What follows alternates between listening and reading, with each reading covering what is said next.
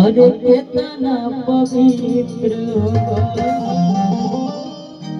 अरे बोलाय ज्ञानी कितना पवित्र होगा।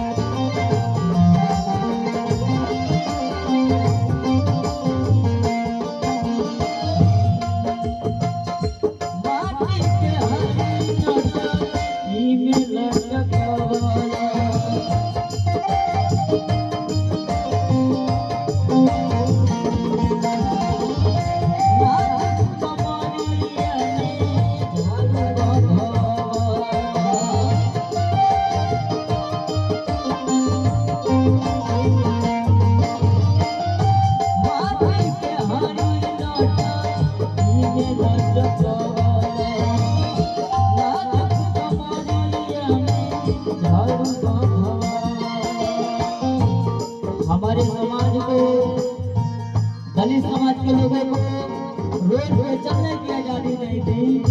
और हालांकि हमारे बड़े भाई राजू भैया की तरफ से बहुत सारे रुपए का सम्मान मिला, बहुत बहुत धन्यवाद करते हैं। हमारे रोड पे, हमारे समाज को रोड पे चलने की आजादी नहीं थी, रोड पे थूकने की आजादी नहीं थी। इतना सुधारा गया था हमारे दलित समाज के लोगों को। वही उम्मीद करते हैं माटी के हाथी नाचा, ई में नाचा